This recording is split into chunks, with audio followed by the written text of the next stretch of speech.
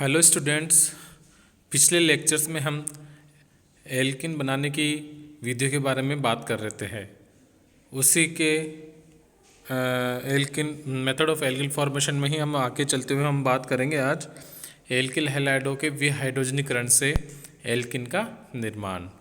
देखिए, जब किसी एल्किल हैलाइड की प्रबल क्षार में हम कौन से क्षार लेते हैं, जैसे सोडियम हाइड्रोक्साइड हो गया, पोटेशियम हाइड्रोक्साइड हो गया, सोडियम मेथोक्साइड हो गया, के साथ क्रिया कराते हैं तो हमें एल्किन प्राप्त होती है। वही एलिमिनेशन हो जाएगा। जैसे ये एक एग्जांपल दे रखा है यहाँ पर, ये एल्किल हैलाइड है, ये हेलोजन है और ये हाइड्रोजन पास वाले समीप कार्बन से निकल के अचक्स निकल जाता है और हमें क्या मिल जाती है, एल्किन मिल जाती है। अब ये कितनी विधियों से बनाई जा सकती है वो देखते हैं।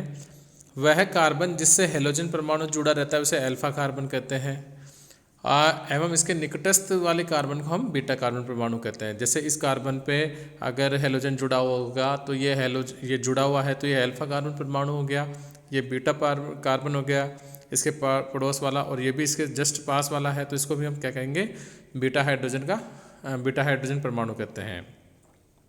बीटा कार्बन से जुड़े हाइड्रोजन को हम बीटा हाइड्रोजन कहते हैं।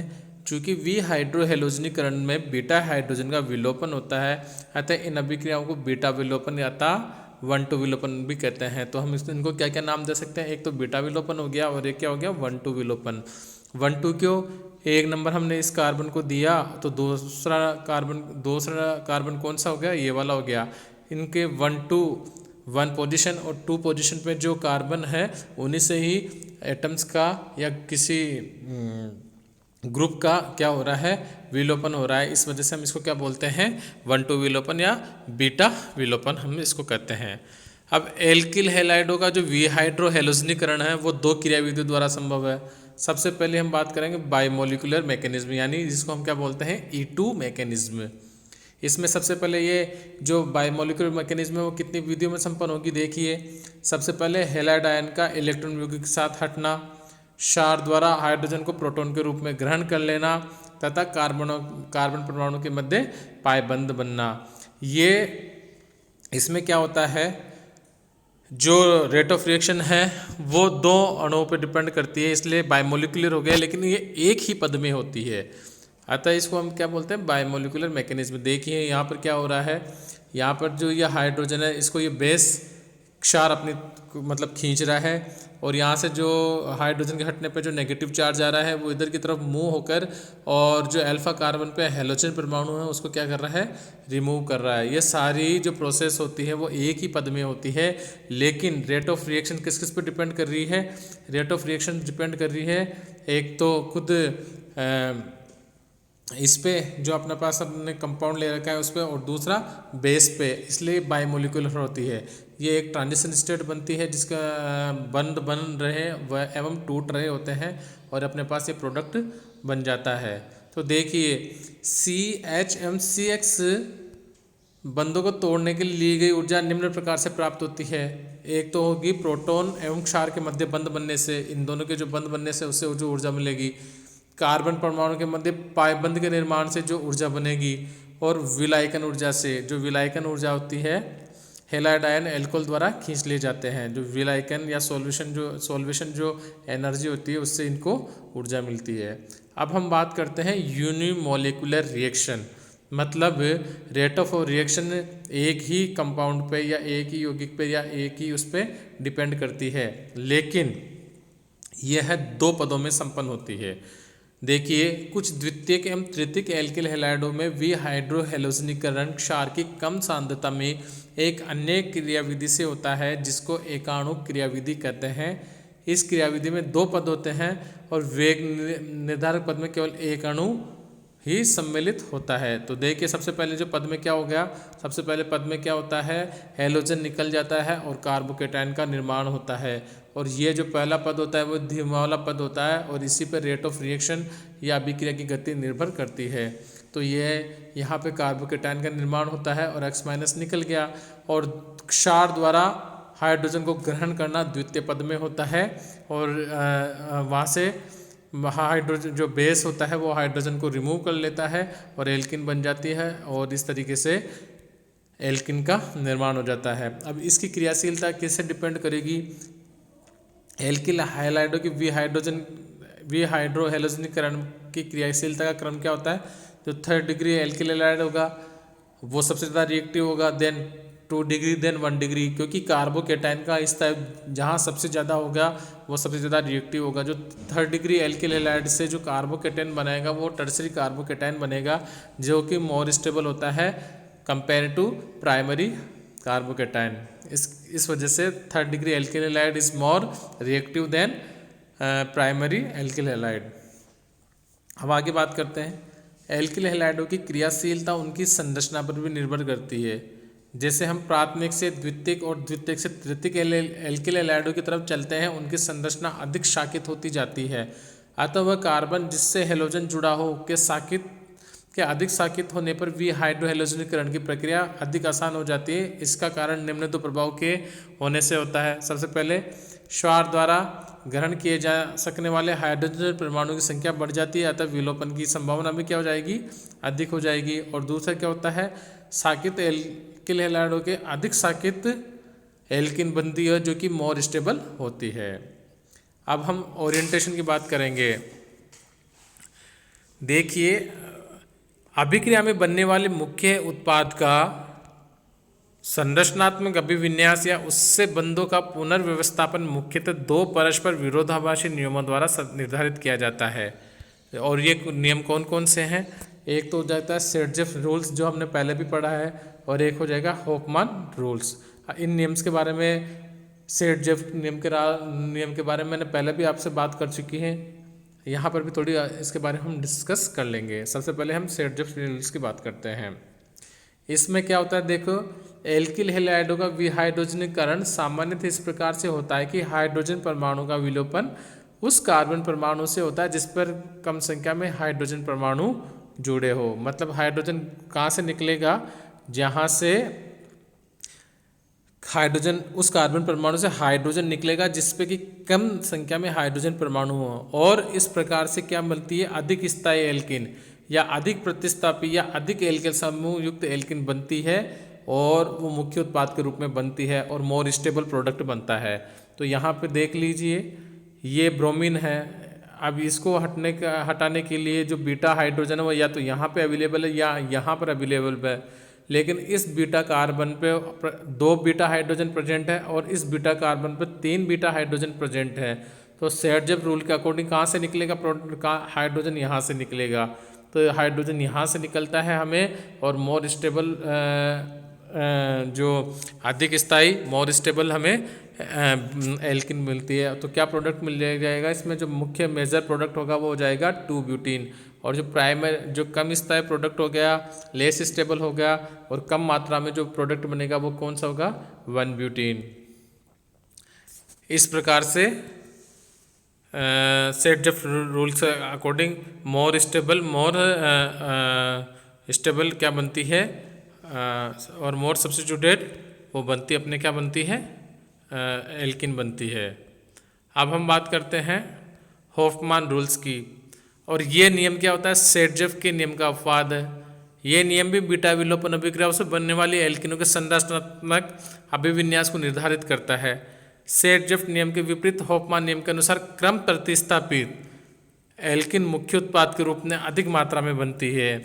मतलब यहाँ पे जो एल्किन बनेगी वो कौन सी बनेगी? जो कि लेस सब्स्टिट्यूटेड हो, कम प्रतिस्थापी हो, और लेस स्टेबल होगी नहीं होगी, वो हम प्रोडक्ट के उस पर डिपेंड करेगा, उसके इन्वायरमेंट पे डिपेंड करेगा। हम देखते हैं क्या होता है। देखो, इसको निम्न उदाहरणों से समझाया जा सकता है। यदि विहाइड्रोहैलोजनीकरण में प्रबल क्षार जैसे पोटेशियम टर्शियम ब्यूटोक्साइड प्रत्येक ब्यूटिल एल्कोहल की उपस्थिति में प्रयुक्त किया जाता है तो क्रम प्रतिस्थापी एल्किन मुख्य उत्पाद के रूप में प्राप्त होती है। लेकिन देखो यहाँ पे प्रबल क्षार जैसे है पोटेशियम टर्शियरी ब्यूटोक्साइड, मतलब जो अधिक क्या है बल्कि ग्रुप होते हैं, जो अधिक बड़े ग्रुप होते हैं, उसकी कंडीशन में ये करवाया जाता है। तो यहाँ पे क्या होता है, देखो, कम घिरा हुआ और अधिक अम्लीय क्या निकलेगा? हाइड्रोजन निकलेगा। ये देखो यहाँ से देखो, अब यहाँ पे दो पॉसिबिलिटी है, ये अल्फा कार्बन हो गया, ये बीटा कार्बन और ये भी बीटा कार्बन, दोनों की सिचुएशन सेम है। तो उस कंडीशन में क्या होगा देखिए, अब ये बड़े आकार का क्षार हो गया बल्कि, जिसे हमें बल्कि बेस बोलेंगे हम। तो ये क्या करेगा, जो कम गिरा हुआ होता है वो अधिक अम्लीय होता है और अधिक गिरा हुआ कम अम्लीय होता है, यहाँ देखा हुआ है। तो ये क्या हो जाएगा, जो अधिक अम्लीय होता है उसको क्या कर देगा, निकाल लेगा, हटा देगा। तो उस कंडीशन में क्या हो जाएगा, जो हमें जो मुख्य प्रोडक्ट बनेगा वो कौन सा बनेगा, ये वाला बनेगा, लेस सब्स्टिट्यूटेड या कम प्रतिस्थापी हमें मुख्य उत्पाद के रूप में मिलेगा, और जो अधिक प्रतिस्थापी होगा वो कम मात्रा में मिलेगा। तो जब हम बल्कि बेस यूज लेते हैं जिनका साइज बड़ा हो, आकार हो बड़ा हो, उस कंडीशन में हमने होफमान प्रोडक्ट मिलेगा। और जब बल्कि बेस नहीं होता है, स्ट्रॉन्ग बेस के रूप में कम साइज वाले बेस हम यूज़ में लेते हैं, तो उस कंडीशन में हमें कौन सा प्रोडक्ट मिल जाएगा, सेट जो प्रोडक्ट मिल जाएगा। अब इस अभिक्रिया में तृतीयक ब्यूटोक्साइड आयन आकार में बड़ा है, इस कारण कम घिरे हुए बीटा हाइड्रोजन को अपनी तरफ अधिक आसानी से खींच लेता है, और इस प्रकार क्रम प्रतिस्थापी एल्किन मुख्य उत्पाद के रूप में हमें प्राप्त हो जाती है। और बीटा विलोपन अभिक्रिया में क्रम प्रतिस्थापी एल्किन होफमान नियम के अनुसार ही प्राप्त होती है। ये देखिए एक और एग्जाम्पल है, बीटा हाइड्रोजन मेथिल समूह है, कम घिरा हुआ और अधिक अम्लीय है, तो ये मुख्य उत्पाद के रूप में मिल जाएगा। जब हम क्या कौन सा ले रहे हैं, ये बल्कि बेस हमने यूज़ में लिया है यहाँ पर। इस कंडीशन में हमें जो मोर सब्स्टिट्यूटेड या अधिक प्रतिस्थापी वाला होता है वो उत्पाद कम मात्रा में हमें प्राप्त होता है। अब ये देखिए, होफमान विलोपन की जो अभिक्रिया होती है वह एल्किल हैलाइडों की द्विअणुक अभिक्रिया विधि के समान ही होती है। तो क्या करेगा, बेस सबसे पहले हाइड्रोजन को निकाल देगा, नेगेटिव चार्ज जो होगा वो इधर डालेगा और ये अनार्थी प्लस यहाँ से निकल जाएगा। इस तरीके से ये अभिक्रिया संपन्न होती है। अब कम प्रतिस्थापी एल्किन का मुख्य उत्पाद के रूप में बनना दो प्रभाव के आधार पर समझाया जा सकता है कि लेस सब्स्टिट्यूटेड या कम प्रतिस्थापी क्यों बनती है। तो सबसे पहला जो स्टेरिक इफेक्ट है उसके बारे में हमने बात कर ही लिया था, जो कि बल्कि होता है वो पहुंच ही नहीं पाता है, अप्रोच ही नहीं कर पाता अंदर की तरफ। तो क्या होता है, कम घिरा हुआ यानी लेस क्राउडेड या मोर एक्सपोज्ड, जो कम भीड़ में होगा वो एक्सपोज ज़्यादा होगा। बीटा हाइड्रोजन क्षार के द्वारा अधिक प्रभावी ढंग से खींच लिया जाता है और जिसके फलस्वरूप कम प्रतिस्थापी एल्किन बनती है। मेथिल समूह का बीटा हाइड्रोजन मेथिलीन समूह के बीटा हाइड्रोजन की अपेक्षा कम घिरा हुआ या अधिक खुला हुआ आता है, अतः क्या होती है, 1 ब्यूटेन अधिक मात्रा में बनती है। और दूसरा एसिडिक नेचर देखिए, अधिक अम्लीय बीटा हाइड्रोजन कम अम्लीय बीटा हाइड्रोजन की अपेक्षा आसानी से हटाया जा सकता है, और 1 डिग्री हाइड्रोजन 2 डिग्री हाइड्रोजन की अपेक्षा अधिक अम्लीय होता है, क्योंकि प्लस आय प्रभाव के बढ़ने के कारण क्या हो जाता है, मेथिल समूह द्वितीयक बीटा हाइड्रोजन को कम अम्लीय करता है। इसी वजह से जो प्राइमरी हाइड्रोजन है वो अधिक अम्लीय होता है और वो आसानी से निकल जाता है। तो दो हो गए, एक तो हो जाएगा स्टेरिक इफेक्ट, बल्कि बेस होता है तो क्या होता है, अप्रोच नहीं कर पाता है, इस वजह से वो जो बाहर की तरफ जो मोर एक्सपोज हाइड्रोजन है उसको खींच लेता है। और दूसरा जो एसिडिक नेचर होता है, वो जो प्राइमरी कार्बन पर जुड़ा हुआ हाइड्रोजन होता है उसका एसिडिक नेचर ज़्यादा होता है, इस वजह से वो आसानी से निकल जाता है। इस तरीके से आज हमने विहाइड्रोहेलोजनीकरण के द्वारा किस तरीके से एल्किन बनाई जाती है वो हमने देखा। उसमें भी हमने सबसे पहले क्या देखा कि रिएक्शंस जो होती है वो किस किस पर डिपेंड करती है। दो तरीके से रिएक्शन होती है, एक तो होती है बायमोलिकुलर मैकेनिज्म जो कि एक ही पद में होती है, लेकिन अभिक्रिया की विधि दो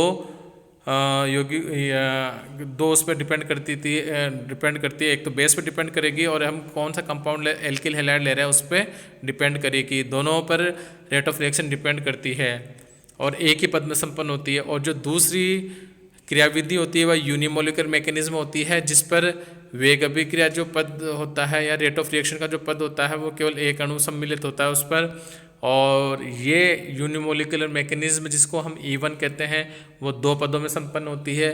प्रथम पद में कार्बोकेटायन बनता है और दूसरे पद में क्षार द्वारा हाइड्रोजन को ग्रहण कर लिया जाता है। और इसकी जो क्रियाशीलता होती है हमने बात करी, जो 3rd डिग्री एल्किल हैलाइड हो जाएगा वो मोर रिएक्टिव होता है 2nd डिग्री से, और 2nd डिग्री वाला मोर रिएक्टिव होता है प्राइमरी से। उसके बाद हमने देखा कि ओरिएंटेशन क्या होगा, जो बीटा हाइड्रोजन कौन सा बीटा हाइड्रोजन निकलेगा वो दो नियमों पे डिपेंड करता है, सेडजफ नियम पर और हॉफमान नियम पे। सेडजफ नियम में हमने देखा कि जो उस वाले बीटा कार्बन से बीटा हाइड्रोजन का विलोपन होता है जिस पे भी कम संख्या में हाइड्रोजन परमाणु उपस्थित हो, और इस तरीके से विलोपन होने से हमें मोर सब्स्टिट्यूटेड या अधिक प्रतिस्थापी या अधिक जो अधिक स्थायी उत्पाद हमें मुख्य उत्पाद के रूप में प्राप्त होता है। और जो हॉफमान प्रोडक्ट होता है वो जैसे इसके अपोजिट होता है। जो सेडजेफ का नियम होता है उसमें जो बेस लिया जाता है वो बल्कि बेस नहीं होता है। जो हॉफमान का प्रोडक्ट होता है, हॉफमान नियम में जो बेस लिया जाता है, कब एप्लीकेबल होगा हॉफमान का नियम? जब हम बल्कि बेस लेते हैं, जैसे कि सोडियम पोटेशियम तृतीय ब्यूटोक्साइड हो गया, तृतीय ब्यूटिल एल्कोहल की उपस्थिति में इस तरीके से रिएक्शंस देते हैं। तो बल्कि बेस में क्या होता है, स्टेरिक इफेक्ट के कारण, और दूसरा जो मोर एसिडिक हाइड्रोजन होता है वो जल्दी निकलता है। इन दो के कारण लेस सब्स्टिट्यूटेड या कम प्रतिस्थापी एल्किन की हमें प्राप्ति मुख्य उत्पाद के रूप में होती है। इस तरीके से हमने विहाइड्रोहेलोजनीकरण के द्वारा एल्किन बनने को आज हमने देखा। आज के लिए इतना ही, धन्यवाद।